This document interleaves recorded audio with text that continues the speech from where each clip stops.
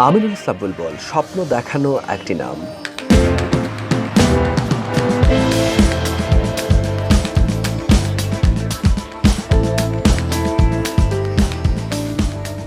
আমিনুল ইসলাম বুলবুল বাংলাদেশ জাতীয় দলের সাবেক অধিনায়ক। ঘরোয়া ক্রিকেটে প্রতিনিধিত্ব করেছেন মোহামেডানের। দেশের খ্যাতিমান এই ক্রিকেটারের জন্ম 1968 সালের 2 ফেব্রুয়ারি। দিনটি ছিল 2000 সালের 10 নভেম্বর। দশম টেস্ট খেলুড় দেশ হিসেবে টেস্ট ক্রিকেটে নাম লেখায় বাংলাদেশ। অভিষেক ম্যাচে প্রতিপক্ষ টেন্ডুলকার, গাঙ্গুলি, দ্রাবিড়, জহির খান সমৃদ্ধ শক্তিশালী ভারত।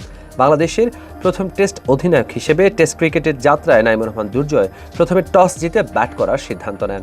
স্কোরবোর্ডে 10 রান তুলতে প্যাভিলিয়নে ফিরেন মেহরাব হোসেন। দ্বিতীয় উইকেটের পতন ঘটে দলীয় 44 রানে। আউট হন শাহরিয়ার হোসেন। উইকেটে আসেন আমিনুল ইসলাম বুলবুল। টেস্ট ক্রিকেটের পূর্ববর্তী সময়ে বাংলাদেশের সবচেয়ে জনপ্রিয় ক্রিকেটার। প্রথম অর্ধশতক করতে সময় নেন 256 মিনিট। ততক্ষণে খেলে ফেলেছেন 179 বল। স্বপ্নের সীমানা ছাড়িয়ে যায় আরও বহুদূর। 389 মিনিট ক্রিজে কাটিয়ে 282 বল খেলে সেঞ্চুরি হাঁকান তিনি। আমিনুল ইসলাম বুলবুল যখন সেঞ্চুরি হাঁকান তখন তার নাম যুক্ত হয় দেশের অভিষেকে প্রথম সেঞ্চুরিয়ান হিসেবে। এর আগে বিশ্বে এমন কৃতিত্ব ছিল আরও দুজন ক্রিকেটারের। তারা হলেন চার্লস ব্যানারম্যান ও ড্যাভ হটন। ক্রিকেটের অভিজাত ফরম্যাটে একেবারে নবীন এক দলের ব্যাটসম্যান বুক চিতিয়ে খেলেছেন শক্তিশালী ভারতের বিপক্ষে। সেটা সহজে নিতে পারার কথা নয় ভারতীয় বোলারদের, তাই শিকার হয়েছিলেন স্লেজিংয়েরও। ইনিংসের 147তম ওভারে 145 রান করে 9 নম্বর ব্যাটসম্যান হিসেবে যখন অজিত আগারকারের বলে জাভাগল শ্রীনাথকে ক্যাচ দিয়ে আউট হলেন, ততক্ষণে একে একে খেলে ফেলেছেন 380 বল। ঘড়ির কাঁটায় ক্রিজে কাটিয়ে দিয়েছেন 535 মিনিট। ঘন্টার হিসেবে গেলে সেটি হয়ে যায় 8 ঘন্টা 55 মিনিট। 17 চারের সাহায্যে 145 রানে যখন আউট হয়েছেন, ততক্ষণে আরেকটি রেকর্ডে নিজের নামটি খোদাই করে যান বুলবুল। দেশের অভিষেক টেস্টে চার্লস ব্যানারম্যানের 165 রানের পর দ্বিতীয় সর্বোচ্চ ইনিংসটি আমিনুল ইসলাম বুলবুলের। ক্যারিয়ারের শুরুতে খেলা এই ইনিংসটি বুলবুলের ক্যারিয়ারে উজ্জ্বলতম অংশ হয়ে আছে। দুর্দান্ত শুরুটা অবশ্য কাজে লাগাতে পারেননি ক্যারিয়ারের বাকি সময়টায়। পরে 12 টেস্টে যোগ করতে পারেন আর মাত্র 2টি 50। প্রায় 13 বছরের আন্তর্জাতিক ক্যারিয়ারে খেলেছেন 13টি টেস্ট ও 39টি ওয়ানডে। আমিনুল ইসলাম বুলবুলের শুরু অবশ্য ভিন্ন ধারায়। শুরুটা হয়েছিল পেশাদার ফুটবলার হিসেবে। বাংলাদেশের ফুটবলের সোনালী সময়ে প্রিমিয়ার লিগে খেলেছেন ভিক্টোরিয়া স্পোর্টিং ক্লাবের হয়ে। বাংলাদেশে ক্রিকেট তখনও ফুটবলের তুলনায় অবহেলিত। বুলবুল অবশ্য পারদর্শী ছিলেন ক্রিকেটেও। সে সময় তিনি আজাদ বয়েজের হয়ে প্রিমিয়ার ক্রিকেট লিগে খেলতেন। ক্রিকেটটা তখনও পেশাদারিত্বের খাতায় তুলেননি। সেই সময় ডাক পান আইসিসি সহযোগী দেশের সেরা একাদশের জন্য। সালটা 1988। উপলক্ষ সেবার অস্ট্রেলিয়ায় আয়োজিত প্রথম এবং একমাত্র world youth cup cricket tournament.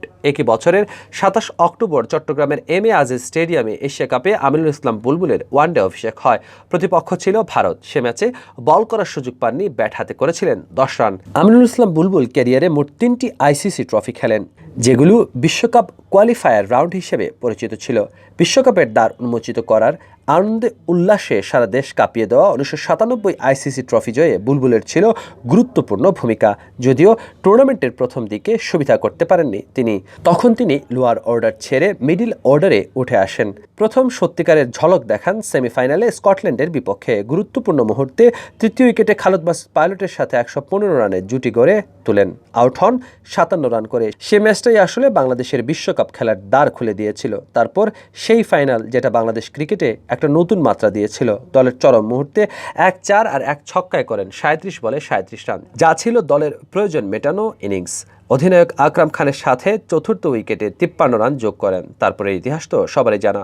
1999 বিশ্বকাপ বাংলাদেশ দলের জন্য অনেক কারণে স্মরণীয় হয়ে থাকবে। দলের জন্য চমক জাগানিয়া বিশ্বকাপ হলেও বুলবুলের জন্য ছিল ভুলে যাওয়ার মতো পারফরমেন্সের এক টুর্নামেন্ট। তবে তার নেতৃত্বেই প্রথম কোনো টেস্ট খেলুড়ে দেশকে হারানোর কৃতিত্ব দেখায় বাংলাদেশ। প্রতিপক্ষ যে পাকিস্তান ছিল সেটা বোধহয় আর না বললেই চলবে। তবে সেটি বিশ্বকাপে বাংলাদেশের প্রথম জয় নয়। এর আগে 24 মে এডিনবার্গে স্কটল্যান্ডকে হারিয়ে বিশ্বকাপে প্রথম জয় পায় বাংলাদেশ। নেতৃত্বে স্বাভাবিকভাবেই ছিলেন বুলবুল।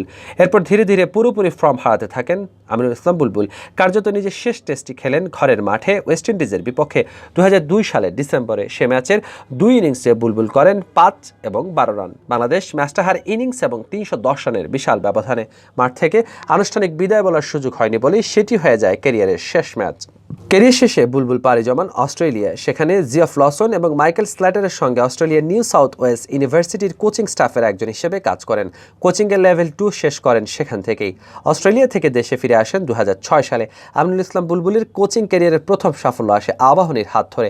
7 বছর পর আবাহনীকে জেতান প্রিমিয়ার লিগের শিরোপা। এশিয়ান ক্রিকেট কাউন্সিলের সাথে যুক্ত হয়ে চীন, মালয়েশিয়া, নেপাল, মালদ্বীপ এসব দেশের ক্রিকেট উন্নয়নে গুরুত্বপূর্ণ ভূমিকা পালন করেন বুলবুল। আমিনুল ইসলাম বুলবুল বর্তমানে নিযুক্ত রয়েছেন ইন্টারন্যাশনাল ক্রিকেট কাউন্সিল আইসিসির এশিয়ান অঞ্চলের গেম ডেভেলপমেন্ট ম্যানেজার হিসেবে। আন্তর্জাতিক ক্যারিয়ারে 13 টেস্টে 21.20 গড়ে করেন 530 রান এবং 39 ওয়ানডেতে 23.35 গড়ে করেন 794 রান। এই সংখ্যাগুলোর মধ্যে বোঝানোর সাধ্য নেই বাংলাদেশের ক্রিকেটে তখনকার সময়ে কতটা গুরুত্বপূর্ণ ভূমিকা পালন করেছেন আমিনুল ইসলাম বুলবুল। তার নেতৃত্বেই 99 বিশ্বকাপে বাংলাদেশ ক্রিকেটে নতুন সূর্য উদিত হয়েছিল।